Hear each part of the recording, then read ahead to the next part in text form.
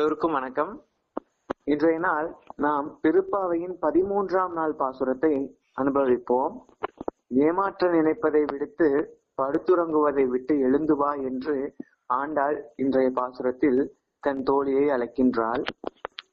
அதாவது, புல்லும் சிலம்பினகான் போதரி கண்ணினாய், அழகான கண்களை உடைய பெண்ணே, நீயும் பாவை களம் வந்து எங்களோடு கலந்து நீ அந்த பரமாத்மாவை போற்றி பாட வருவாயாக என்று அழைக்கும் விதமாகத்தான் இன்றைய நாள் ஆண்டாள் பாசுரம் அமைகின்றது. பாசுரம்: புல்லின் வாய் கீண்டானை, பொல்லா அரக்கனை கிள்ளிக் களைந்தானை, கீர்த்திமை பாடிப்போய் பிள்ளைகள் எல்லோரும் பாவைக்களம் புக்கர், வெள்ளி எழுந்து வியாழம் உறங்கிற்று, புல்லும் சிலம்பினகான் போதரி கண்ணினாய், குள்ளக் குளிரக் குடைந்து நீராடாதே, பள்ளி கிடத்தியோ பாவாய் நீ நன்னாளால், கள்ளம் தவிர்த்து கலர்ந்தேலோர் எம்பாவாய். பாசுரம் மீண்டும்: புல்லின் வாய் கீண்டானை, பொல்லா அரக்கனை கிள்ளிக் களைந்தானை, கீர்த்திமை பாடிப்போய் பிள்ளைகள் எல்லோரும் பாவைக்களம் பொக்கார், வெள்ளி எழுந்து வியாழம் உறங்கிற்று, புல்லும் சிலம்பினகான் போதரி கண்ணினாய், குள்ளக் குளிரக் குடைந்து நீராடாதே, பள்ளி கிடத்தியோ பாவாய் நீ நன்னாளால், கள்ளம் தவிர்த்து கலந்தேலோர் எம்பாவாய். இதில் புல்லின் வாய் கீண்டானை, புல்னா பறவை, பறவையின் உருக்கொண்டு வந்த பகவானுடைய கிருஷ்ணாவதாரத்துல பகவான் அழிப்பதற்காக பலவேறு விதமான அசுரர்களை கம்சன் அனுப்புறான் இல்லையா. பூத்தனை, அன்னைக்கு சகடாசுரன் பூத்தனுடைய வளம் பார்த்தோம். இன்றைய நாள் பகாசுரன் அப்படிங்கிற ஒரு அசுரன் பறவை உருவம் கொண்டு வந்து கண்ணனை தாக்க முற்படும் பொழுது அவன் அந்த பறவையினுடைய அழகு, அந்த வாயை கிழித்து அந்த அசுரனை வதம் செய்கிறான் இல்லையா. அதனாலதான் இதுல முதல் வார்த்தை புல்லின் வாய் கீண்டானை, பறவையின் உருக்கொண்டு வந்த பகாசுரனின் வாயை கிழித்தவனான. அடுத்து பொல்லா அரக்கனை கிள்ளி களைந்தானை. பொல்லா அரக்கன்கிறது ராவணனை குறிக்குது. கிள்ளி களைந்தான், அப்படி இந்த பூ இலையெல்லாம் கிள்ளி போட்டுட்டு போவோம் பாத்தியா, அந்த மாதிரி ராவணனை கிள்ளி போட்டவனான ராமன். முதல்ல கண்ணனை சொல்றான், பகாசுரன் வாயை கிழித்தவனும் பொல்லா அரக்கனான லங்கேஸ்வரனோட 10 தலைகளையும் கிள்ளி எறிந்து வதம் செய்த ராமனோட புகழை போற்றி பாடலாம் அப்படிங்கிறது தான் முதல் வார்த்தையே. அதுதான், புல்லின் வாய் கீண்டானை, பொல்லா அரக்கனை கிள்ளி களைந்தானை. என்ன பண்ணலாம் அப்படின்னு கேட்டா, கீர்த்திமை பாடி போய் அவன்களுடைய அந்த புகழ், கீர்த்தினா புகழ பாடி போய் பிள்ளைகள் எல்லாரும் பாவைக்களம் புக்கர்.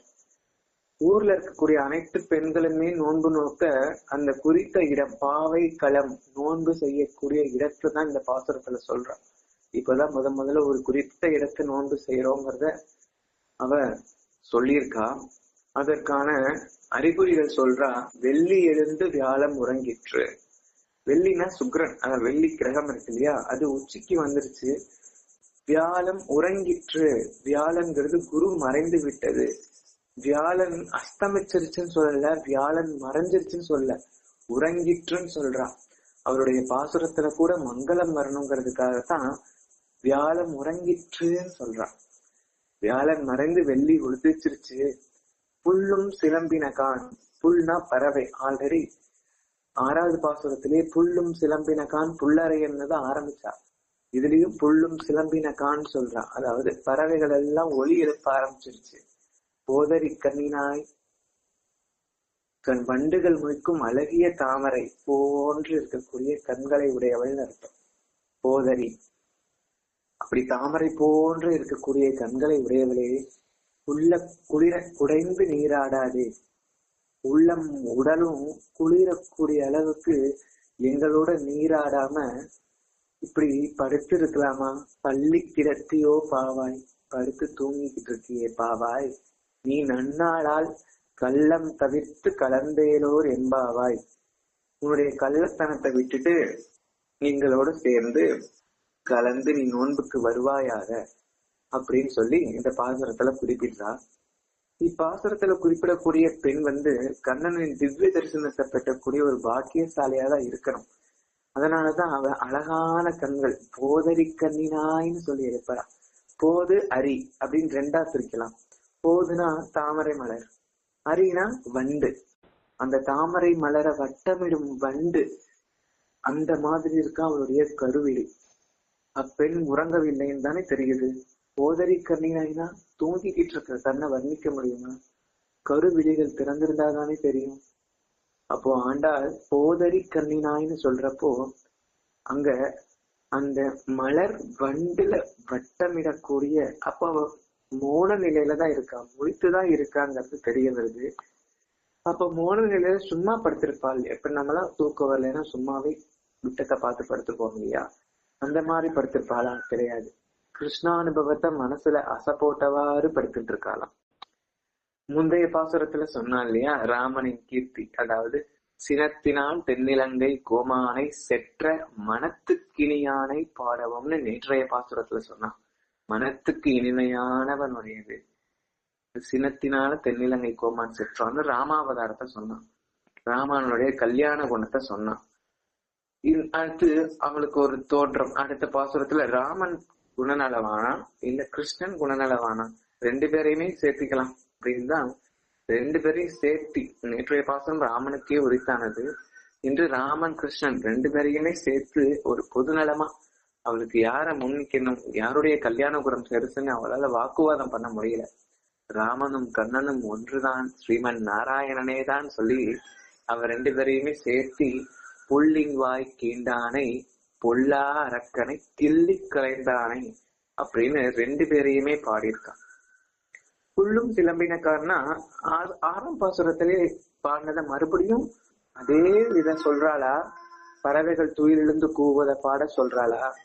அப்படி இல்ல, ஒவ்வொரு பாசுரத்துக்கும் ஒவ்வொரு சப்தத்தை எழுப்பி இதுக்கு ரெண்டாவதா எக்ஸ்ட்ரா ஒண்ணு சொல்லியிருக்கா இல்லையா, வெள்ளி எழுந்து வியாழம் உறங்கிற்று. இல்ல வெள்ளி சுக்கிரன்கிறது எழுந்து வியாழன்கிறது உறங்கினதை பத்தி சொல்றா. இதோடைய நேரெதிர் பக்கம் பாத்தீங்கன்னா நம்மளுடைய வானவியல் சாஸ்திரம் குறிப்பிடுறது என்னன்னா, நம்ம டெலஸ்கோப் கண்டுபிடிக்காத காலத்துக்கு முன்னாடியே வெள்ளின்னு ஒரு கிரகம் இருக்கு, வியாழன் கிரகம் இருக்கு.